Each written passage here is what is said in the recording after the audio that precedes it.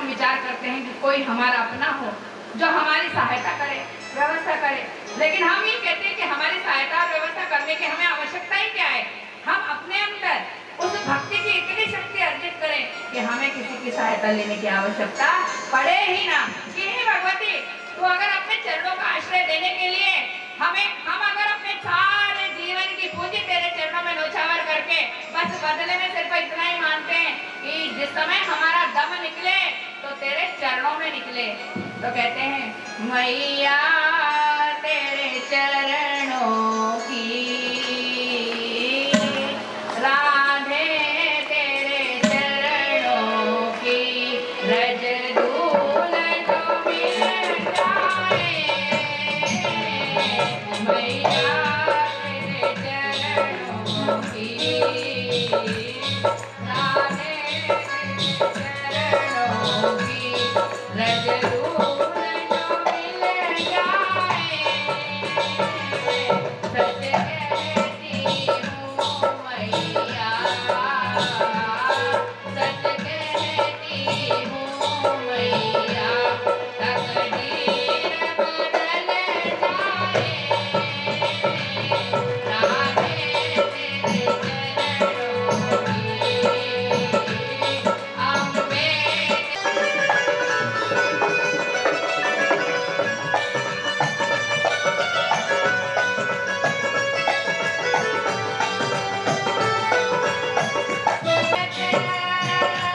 हर रोज बरसती है। जैसे उस भगवती की कृपा इस देवी भागवत के माध्यम से हम सब पर बरस रही है। सुनते बरसती है, सुनते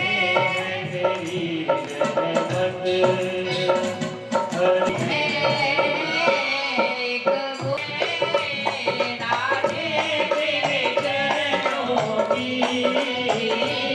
अम्बे तेरे चरणों की, रज धूल जो मिल जाए, सच कहती हूँ मैया, सच कहती हूँ मैया, तकदीर संवर जाए, हमें तेरे चरणों की, राधे तेरे चरणों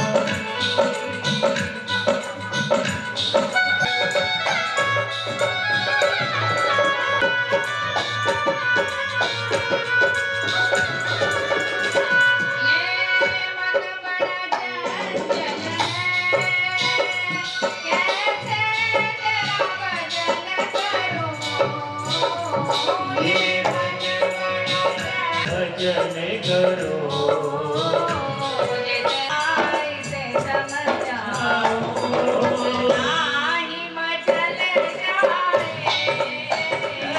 राधे तेरे चरणों की, अम्बे तेरे चरणों की, रज धूल जो मिल जाए, सच कहती हूँ मैया, तकदीर संवर जाए, अम्बे तेरे चरणों की।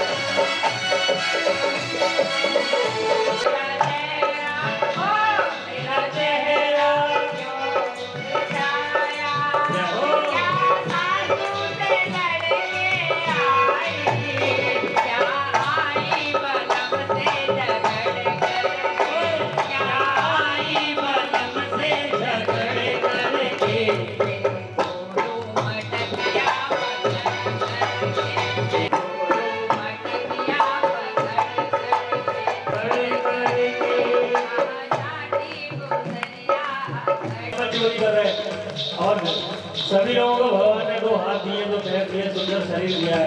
तो नाचते झूमते हुए तो मैया के दरबार में और कहिए क्या मेरे श्याम सलोने सरकार बना दो बिगड़ी मेरी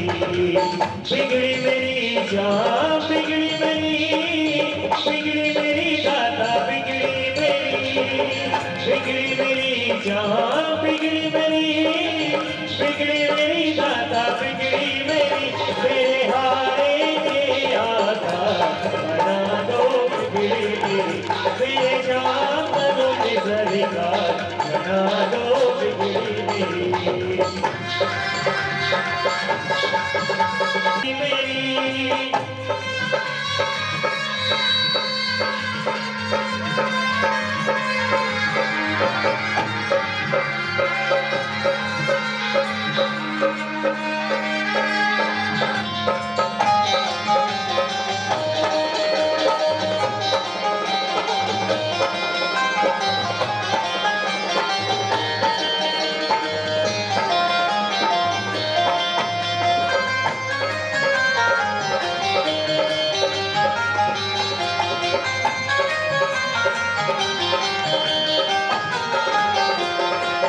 मैं भी तेरे दर पे आया, अपनी अर्जी लेकर आया, अपनी अर्जी लेकर आया।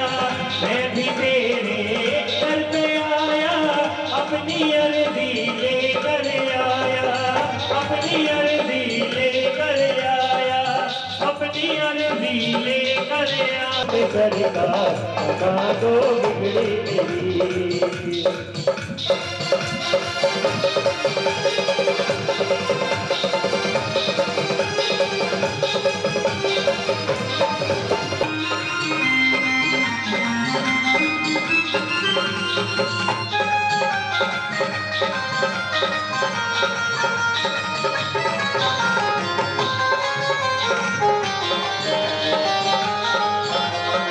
मुरली मनोहर नंद के लाला यशोदा मेरी जान बिगड़ी मेरी दाता बिगड़ी मेरी मेरे श्याम सलोने सरकार बना दो बिगड़ी मेरी मेरे श्याम सलोने सरकार बना दो बिगड़ी मेरी बना दो बिगड़ी मेरी बना दो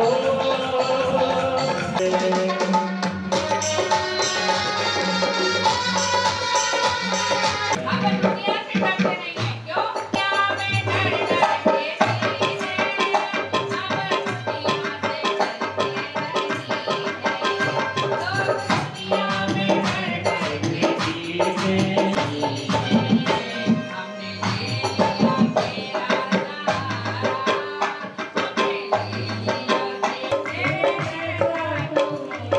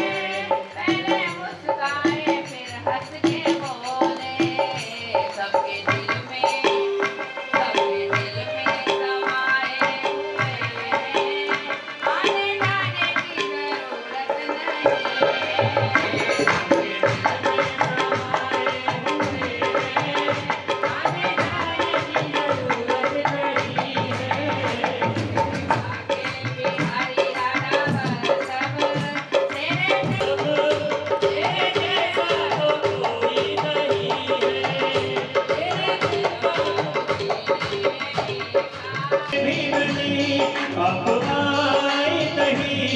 और खबर भी नहीं खत लिख लिख के भेज दमा सुन ले लो मेरी घनश्याम सुन ले लो मेरी घनश्याम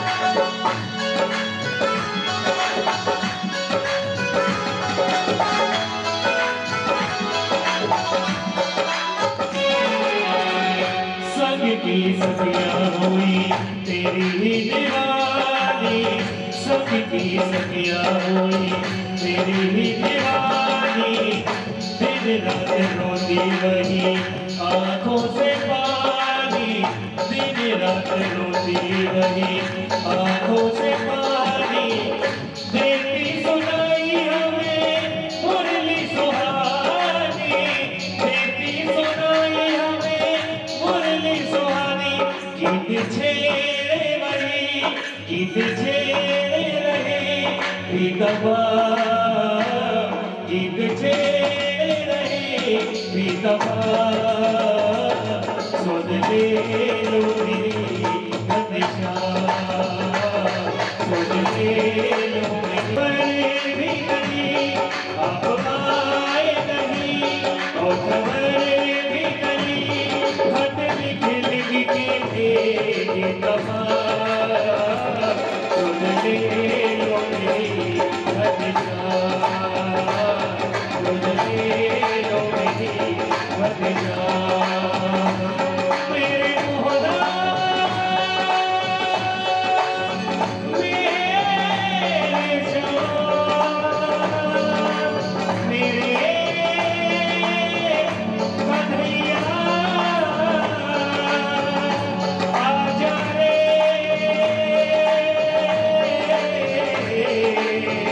आजा मेरे श्याम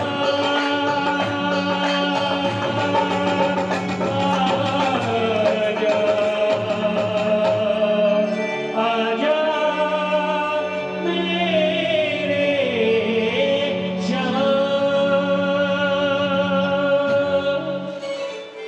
बोली बाके बिहारी लाल की जय श्री राधा रानी सरकार की जय श्रीमद देवी भागवत महापुराण की जय जय जय जब उद्धव ने समस्त गोपियों का जो भाव जो व्यवस्था जैसे कृष्ण के समक्ष उपस्थित की तो कृष्ण ने कहा बोले उद्धव तो संपूर्ण ज्ञानी हो शिक्षा दीक्षा ग्रहण करके नाना प्रकार के वेदों का अध्ययन करने के बाद जब वो जीव कि मैं कितना ज्ञानी हूँ उद्धव ने जब ये बात की तो उन्होंने कहा इनको अहंकार हो गया और इस अहंकार को विलोपित करना अनिवार्य है। मैं तो कुछ जानता नहीं हूँ क्योंकि मैं तो पढ़ा लिखा भी नहीं हूँ मेरी कोई पढ़ाई लिखाई भी नहीं हुई मैंने तो जिस तरह से हम कहते हैं ना दर्शन दे दो माँ मुझको दर्शन दे दो माँ आगे बंद करो या खोलो आगे बंद करूँ या खोलूँ मुझको दर्शन दे दे माँ आगे बंद करो या खोलो आगे बंद करूँ या खोलूँ मुझको दर्शन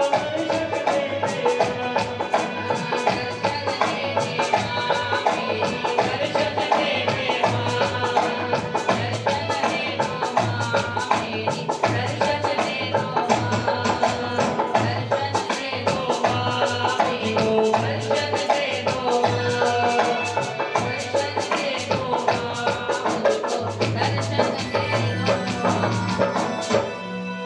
जब जामवंत ने देखा वो उसके समक्ष जो कृष्णा रूप था भगवती का वो जब साकार रूप में उनके दृष्टिगोचर हुआ तो वो जगदम्बिका के रूप को देखकर भाव विभोर होकर कहते हैं प्रभु मैं तुम्हें पहचान गया जब इस गुफा में प्रविष्ट हुए थे तभी मैं तुम्हें जान गया था अब तुम एक काम करो कि मेरे कार्य को सदन करने के लिए अपने उस राम रूप का एक बार दर्शन करा दो।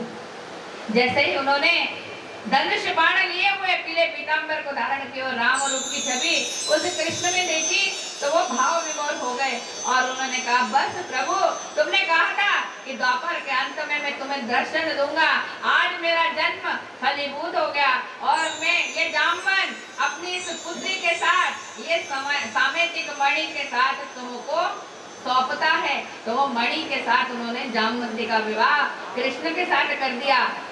अब ये 27 दिन वाली जब अभी तो ये युद्ध वाली बात थी लेकिन जब ग्वाल बाल 27 दिन तक जब कृष्ण वहां से बाहर नहीं आए तो उन्होंने गोकुल में जाकर वहाँ ये बात फैला दी कि भाई अब कृष्ण नहीं आएंगे क्योंकि वो तो चले गए। जब ये बात वसुदेव देवकी ने सुनी तो रोने लगे, उनके आंखों से अश्रु बहने लगे और उन्होंने उस मणि वासनी का ध्यान किया। ध्यान करके उन्होंने कहा कि हम क्या कहें, क्या करें, हमारा लाल हमारे आंखों से, भाई अभी मिले हुए हमने तो ढंग से उसे देखा भी नहीं है, निहारा भी नहीं है। तो वो कहते हैं कि ठीक है, चिंता करने की आवश्यकता नहीं है, लेकिन कहते हैं कि जो नामस्मरण लेता है दिन रात, नारद मुनि को आते हुए देखा।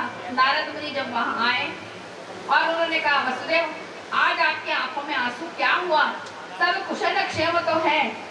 तो वसुदेव ने जब कहा कि बोले कुशल क्षेम क्या बताएं, हमारा एक लौता जो पुत्र था कृष्ण के रूप में, वो 27 दिन पूर्व उस गुफा में प्रविष्ट हुआ था। ग्वाल बालों ने आकर अभी सूचना दी कि अब वो कभी नहीं आएंगे। नारद मुनि समझ गए कि कुछ गड़बड़ झाला है और उस गड़बड़ को पूर्ण करने के लिए उन्होंने उन्हें बताया, बोले तुम्हें चिंता करने की आवश्यकता नहीं है। कहते हैं कि जब कहीं कोई मार्ग मनुष्य को ना मिले तो उस जड़ चैतन्यता के आश्रय पोतों का आश्रय ले लेना चाहिए। और उन्होंने उसी जगदम्बिका का आह्वान करने के लिए वसुदेव से कहा। तब वसुदेव को यह ज्ञात हुआ कि जिस समय कारागृह में जब मेरे 8वें पुत्र का जन्म होने वाला था तो गर्गाचार्य को मैंने बुलाया था। ये गर्गाचार्य जो हमारे कुल पुरोहित हैं, जिन्होंने उस कालकोठरी में आकर हमें आश्वस्त किया था कि तुम्हें चिंता करने की आवश्यकता नहीं है। और इस 8वें पुत्र को बचाने के लिए उन्होंने विंध्याचल पर्वत पर श्रीमद देवी भागवत का नवान्न पारायण किया था, जिसे गर्गाचार्य ने संकल्पित भाव से वसुदेव देवकी के झोली में डाला था। तो जन्म से पूर्व भी श्री कृष्ण ने वो श्रीमद देवी भागवत का श्रवण पान किया। और जिस समय उस कालकोठरी से जब वो जामवंती के साथ आ रहे थे, जब ग्वालों ने जब वसुदेव देवकी को ये सूचना दी तो उस समय भी नारद मुनि के मुखार बिंद से उन्होंने 9 दिन तक श्रीमद देवी भागवत का श्रवण किया। और जिस समय 9वें दिन वो कन्याओं का भोजन करवाकर भंडारे का आयोजन कर रहे थे, उसी समय देखा तो उनके आंखों का तारा पत्नी के साथ उस नगर के द्वार पर आकर खड़ा हो गया। उनके आंखों का ठिकाना नहीं रहा। तो हम कहते हैं कि कोई भी इस सृष्टि का देवता ऐसा नहीं है जिसने उस जगत जननी के चरणों का आश्रय लेकर इस सांसारिक इस सृष्टि के कार्य को पूर्ण न किया हो। आधिपत्य सारा अधिकार क्षेत्र उस पराम्बिका के हाथों में है। जाओ इस मृत्यु लोक क्या लोगों के संसार की जितनी भी क्रिया है ये उसी के अपने सौभाग्य का वरदान है। हमारी ये परंपरा है, हमारी ये नीति है कि जब कोई कुंवारी कन्या विवाह के कार्य की शुरुआत होती है तब गणेश जी के पूजन के साथ चलो मां अंबिका की पूजा अभी लोग धीरे धीरे धीरे से नहीं, मैं बोलूँ जब मेरे हिसाब से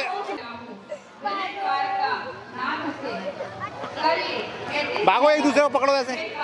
ये हटो, भागो भागो भागो, ए तुम लोग हटो यहाँ से, हटो पीछे आप वापस इधर ही आओ, इधर ही ए हटिया। पूजा करने के लिए जाते हैं। मां का आशीर्वाद मिला, पिताजी ने भी कहा तब फेब्रुअरी में आपको सूचना दी कि कुटीपुर में कृष्ण का प्रादुर्भाव हो गया। ओए हटिया बीच में से, ए मारी बना ए उस पार्टी में पॉजिटिव हो गया अरे यार जैसे ही अपनी सखियों के साथ गौरा माता के मंदिर में पूजा करने के लिए जाती है। वो उन सैनिकों के मध्य में ऐसे दिखाई देती है जैसे काली अंधेरी रात में चंद्रमा दिखाई देता है। रुक्मिणी का ये रूप देखकर मंत्र हुई सखियां उसकी पूजा को अंगीकार करके उस गौरा माता के मंदिर कैमरे चला रहा नहीं तो बंद तो अपने आप रही है।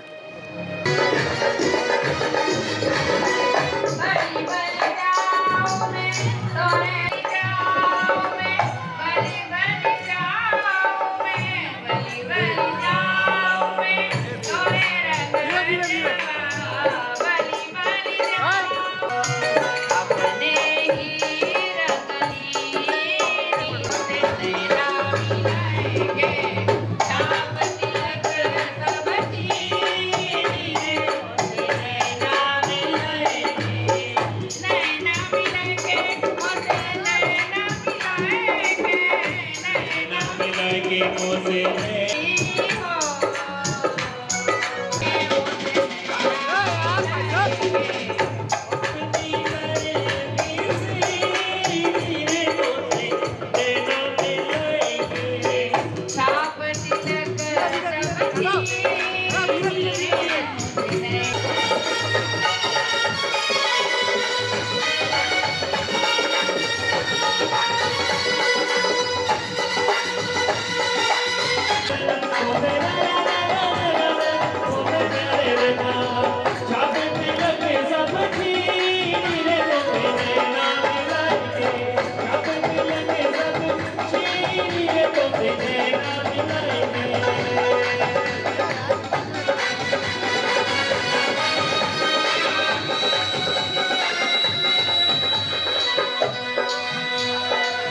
श्याम नाम की मेहंदी लगाएंगे, मेहंदी लगाएंगे, श्याम मेहंदी लगाएंगे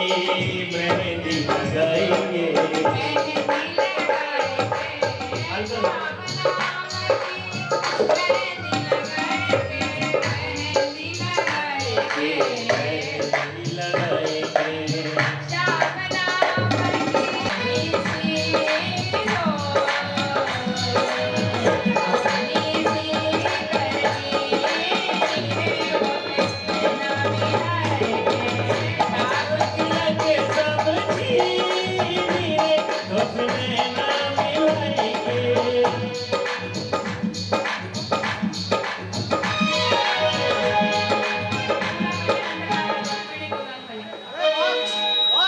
दूल्हा बने नंदलाल, रुक्मिणी दुल्हन बनी। अब बारात आ गई, हरण करके कन्हैया ले गए तो नंद बाबा और यशोदा अपने घर में अपनी व्यवस्था को देख रहे हैं, लेकिन वसुदेव देवकी के लिए तो ये स्वर्णिम अवसर अब पहली बार आया है। तो वो कहती है मैं अपने पुत्र के विवाह में करूं तो क्या कहूं, क्योंकि पूरा रीति रिवाज के साथ जब उन्होंने उनका विवाह किया तो कैसे कहती है, दूल्हा बने नंदलाल, रुक्मिणी दुल्हन बनी। दूल्हा बने नंदलाल, रुक्मिणी दुल्हन बनी।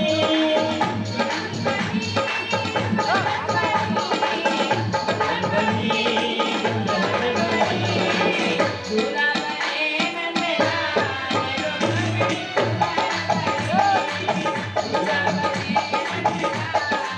रुक्मिणी दूल्हा बने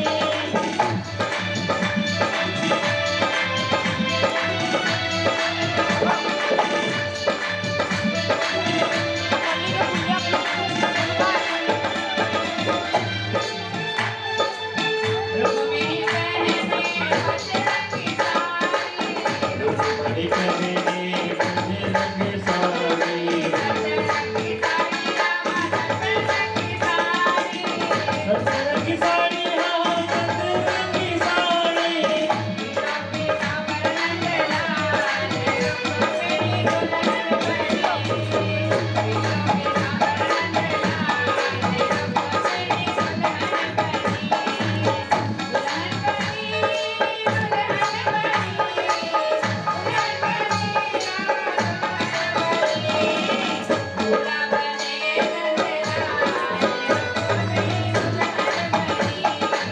दूल्हा बने नंदलाल, रुक्मिणी दुल्हन बनी।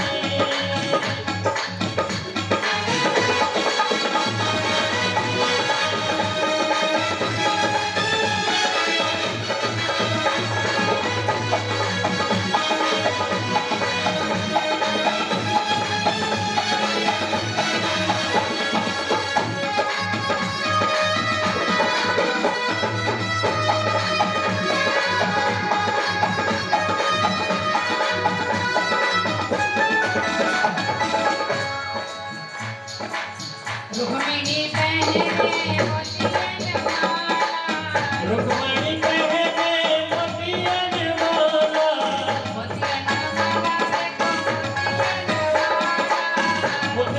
माला देखो मोतियन माला। रुक्मिणी पहने मोतियन माला, मोतियन माला मोतियन माला। दूल्हा बैठती बाल, रुक्मिणी दुल्हन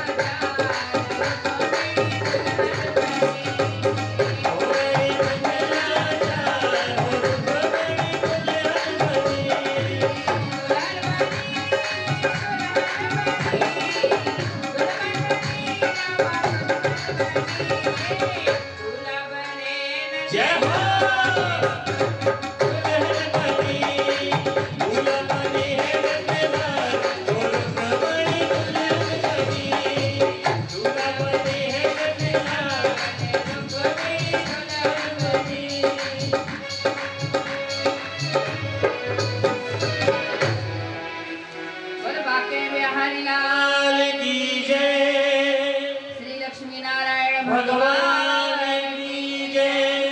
कहते हैं जब रुक्मिणी का हरण करके उस वाटिका से जब वो गौरा माता के मंदिर में प्रविष्ट हुए कन्हई, तो उन्हें देखते हुए, क्योंकि वो निरंतर उस माँ की प्रार्थना कर रहे थे कि हे माँ, आज तेरी कृपा फूल के रूप में मेरी इस झोली में प्रविष्ट हो गई, लेकिन आज मैं तुझे बता रही हूँ कि मेरा प्रियतम मेरे पास कैसे आएगा। ये बात देखने के लिए जैसे उन्होंने देखा,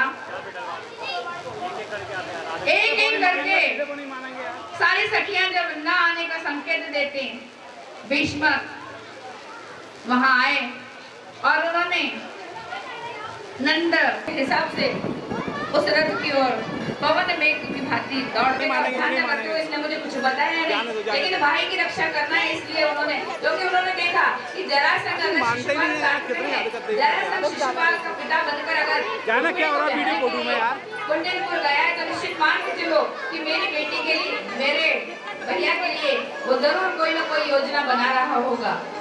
ये बात अपने मन में धारण करके वो अपनी सेना सहित और कुंडलपुर की ओर प्रस्थान करने लगे। इधर रुक्मांगद कृष्ण के रथ के पीछे पीछे दौड़ता हुआ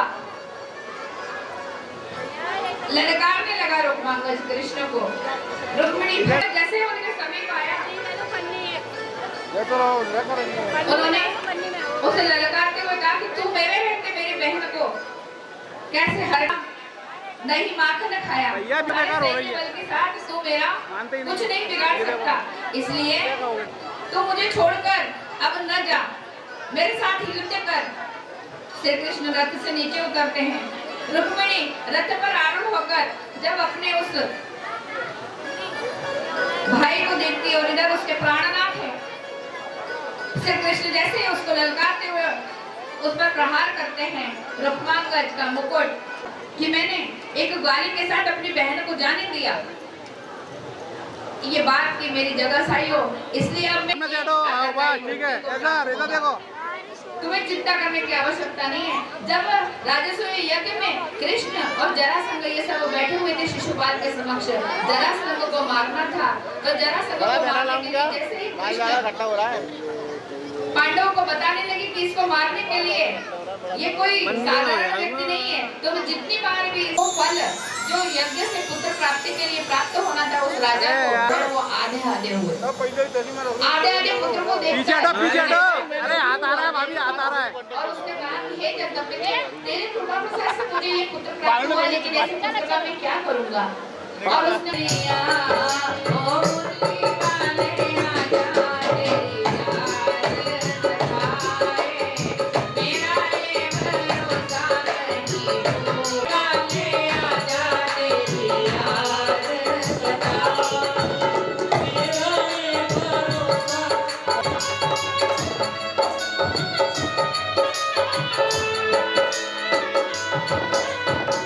मन ये पुकारे दिल के सहारे।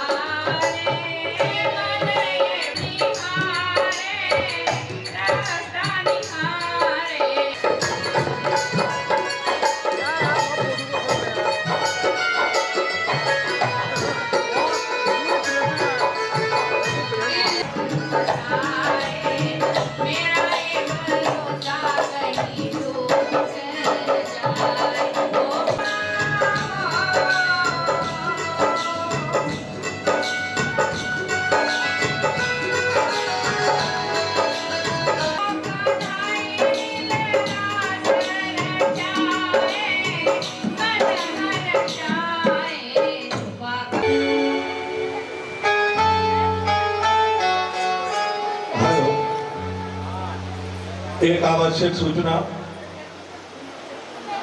जिस प्रकार आपको पता है परसों 2 बजे से 4 बजे तक रखा गया है, दोपहर 2 बजे से 4 बजे तक 10 तारीख को ये नवान्न चंडी यज्ञ होगा। इस वजह से कथा में थोड़ा समय परिवर्तन आ गया है। सभी भक्त समय का विशेष ध्यान रखें।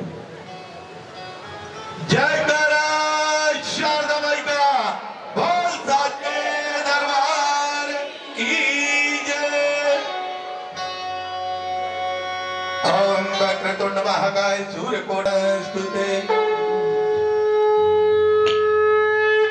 अम्बे तू है जगदम्बे काली, जय दुर्गे खप्पर वाली तेरे की ओ मैया हम तारे तेरी आरती।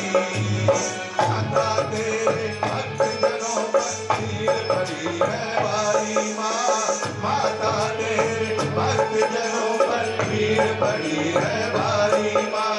दानव दल पर टूट पड़ो, दानव दल पर टूट पड़ो, करके देख तुम्हारी दाता, सिद्धों से तू बलशाली, अक्षय भुग जाओ वाली, दुष्टों अक्षय में तारती। ओ मैया अब सब उतारे तेरी आरती।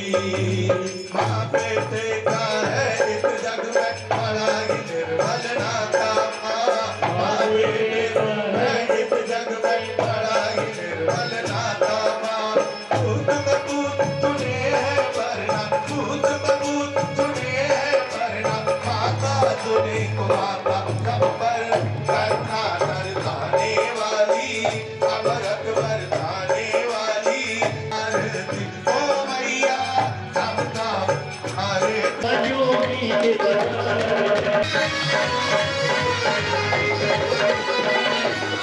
लगता है सारे संसार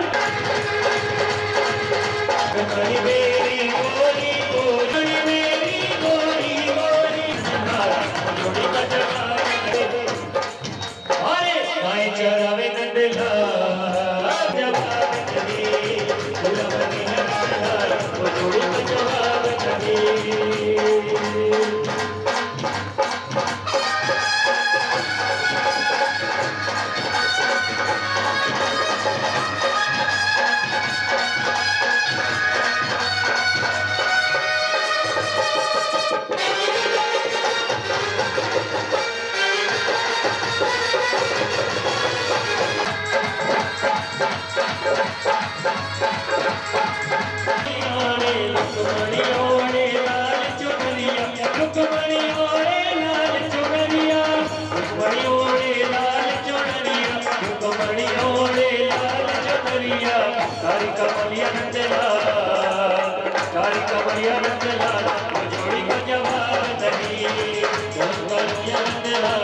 जोड़ी का जवाब नहीं, वो जोड़ी का जवाब नहीं, मेरी जोड़ी का जवाब नहीं। दूल्हा बने है नंदलाल, वो जोड़ी का जवाब नहीं, दूल्हा बने है नंदलाल, वो जोड़ी का जवाब नहीं।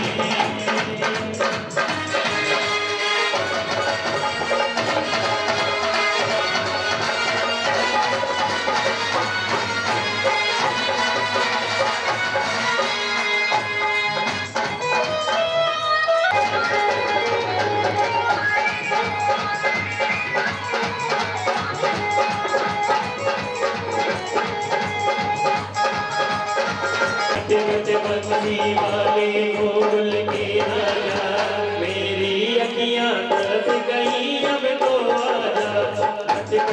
बंसी वाले बोल के आजा, मेरी अखियां तरस गई अब तो पलक की अखियां जादू कर गई।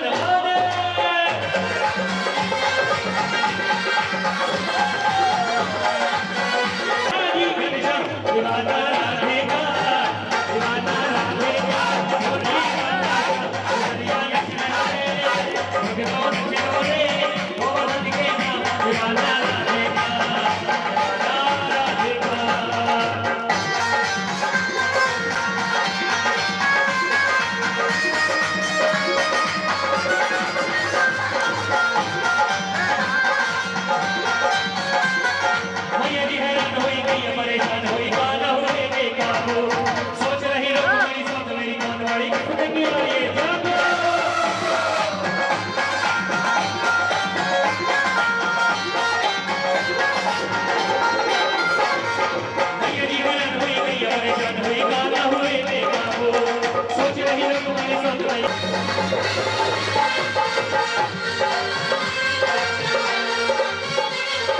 माता ने सब तुम्हारा बट रही कान जोड़ा खुद बोल सब में तीराई गई